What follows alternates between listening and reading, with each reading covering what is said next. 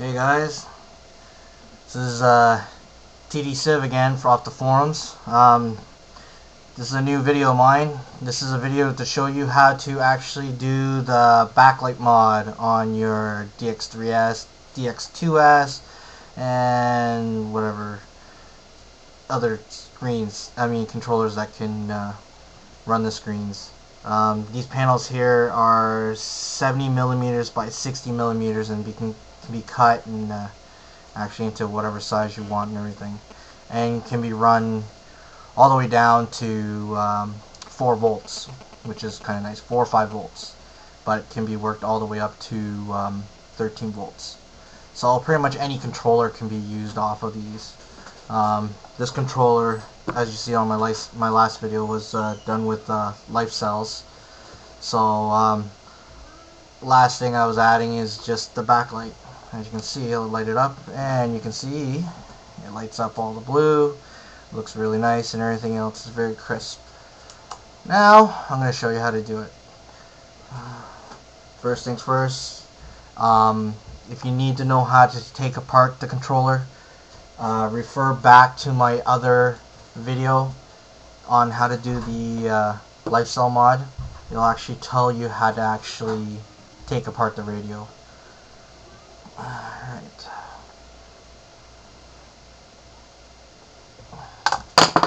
Oops. Always remember to take your time when you're taking apart your controller. This one I've already taken apart, so we'll skip all that. And we're going to open it right up. Alrighty. Now, this is the inverter right here. As you can see, fits nicely in here. It kind of rattles in here. I'm just been too lazy to zip tie it, so I will zip tie it. You want to zip tie it or tape it down or glue it, whatever you want to do. But as you can see, it's nice and small for the kits I use. So they just go right in there. It's out of the way, which is perfect. To do this light mod kit, you do need to have a bit of patience, and you do need to have soldering skills, because you'll need to solder it, and be very, very careful with it. Now, the big thing about doing this light kit mod is the actual back sticker on the LCD. There's an actual thin tinted film, and it's actually taped onto the back of the LCD, and then there's a little white silver film on top of it. Do not remove the tinted film piece that's actually taped to the screen. Remove the actual film on the back side. You're going to need a really sharp X-Acto blade, and you're going to slowly peel it off. Now, it's going to be sticky, so don't put your fingerprints on it or it's going to show up. Try and keep it as clean as possible, or it'll show up on the screen, and then you'll have to go the long way. I learned the hard way when I first did this, and had to do a different process. Now, you can do the same process as I did, and it'll still look great and everything. But another thing is, when you're taking apart these plugs, snap a picture of it so you remember which plug goes to where, so you don't plug it into the wrong spot, because these plugs can be plugged into the wrong spots. 4 of them are the same plug, so make sure that you take a picture of it. And then right here is the antenna. Make sure you unplug that and take your time with it. Okay. Now, I am not going to desolder the panel off of this controller. I will just show you what I'm talking about. Just put this off the side. As you can see, this is what the panel looks like, with the thing sticking out of it. You want it to stick out the top of the actual radio, so the little tabs are going to stick out on this side of the radio, up and in. So make sure it's done that way. Another thing is you don't have to take these circuit boards off. If you want to take it off just in case you don't feel comfortable about doing all this stuff, then do it. This little tab right here is the tab for the ribbon cable for the screen. Make sure you slowly take that off. Take your time, like I said before. And then this just lifts right up. So these little four corners come up. So I'll just take this off. As you can see, it's just a little panel with the circuit boards on it. Keeps it all pressed together. Here is the EL panel. Okay. You can cut these, so cut them to your size. Now, this is the little film that I'm talking about. This little film is actually taped to the back side of this LCD, and there's like a white sticker on top of it that actually on the other side it's actually chromed. That's the sticker you want to take off. You want to take it off of this. Now, if you by accident pull this off, what you got to do is actually get off all the sticky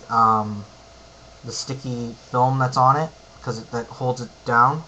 What you got to do is just get it wet, just put it underwater, and then start rubbing it a little bit, and actually it'll start to rub off. Once you get it all off, you're going to use like glass cleaner or Windex to actually clean it so it's nice and shiny again. Once that's done, you're good. Now, the other thing you have to do to your housing for the LCD is you got to put a notch in it, as you can see, like what I did here. Wherever your EL panel thing sticks out, you got to put a little notch in it. So make sure you put a notch in it and everything else, and make sure everything's clean when you put it back together. So with this, all you do is just put this in here. It needs that little tint for the reflection, or it won't work. So then this just goes on top like this. Oh, maybe I should turn it around to the right side. So it sits like this, as you can see, right over top of the actual screen part. Very simple. Then you just put this back on. Now, make sure it's the notch side it's on, okay? It only goes on one way, and don't force it. So take your time.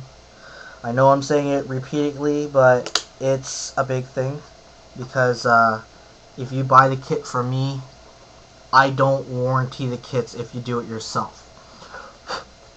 So that's just, you know, a little note for yourself if you're doing it.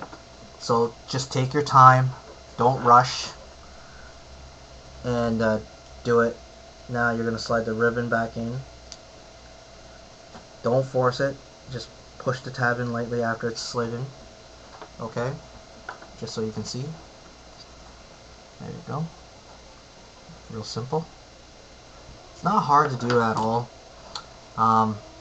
Once that's done, you just reinstall everything. Once you get it all reinstalled, it's that simple. I'll just move this right here. First thing you're going to attach is the antenna, because I always forget to reattach the antenna for some reason. I don't know. I guess I have blonde moments. Who knows? But yeah, I have blonde moments, I guess. And this one, oh shit, I forgot which one's which. But luckily, I took a picture with it on my phone. So I'm just going to quickly pull up the picture. Come on, phone. Okay, there we go. Okay, now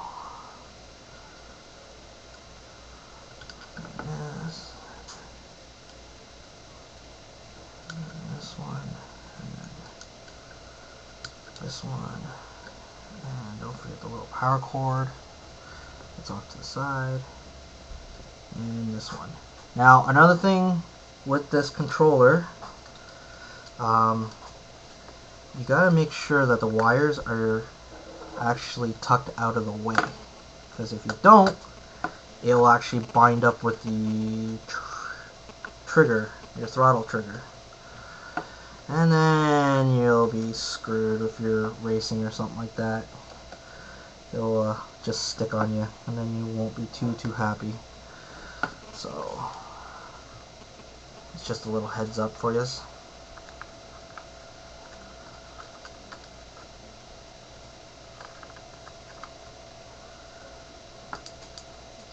Okay, so make sure that everything is tucked out of the way. Okay, you want to make sure it's all tucked out of the way, because like I said, it will bind right up in here. So once you get that all in, we'll just move this off to the side. Make sure that this is not kinked or bent, because that's where the inverter wires are. Okay. Now, the easy part of this all is wiring the power leads. Now, my kits come with an on and off switch, so you can put the on and off switch pretty much anywhere you want. And to wire in the on and off switch is just simple. I don't have an on and off switch on this because these things don't draw that much power. And honestly, with the life cells, it just, charge it up, whatever. Who cares? But the on and off switch, all you do is just splice it into the negative wire, not the positive, the negative wire that goes to the power source. So just splice it into there, then run it up however you want it. Now, to power it, it's real simple. The same output lines that run up to the actual unit to actually power it is the same spot as where you're going to solder in the connection. So it's just right there. Positive on the outside, negative on the outside, positive on the inside. Real simple. So that's it. It's that simple. Make sure, like I said again, make sure you only take off that chrome film, not the actual tinted piece. So if you do that and you do it right, you can just slide it together, which just wants to be a pain in the ass right now.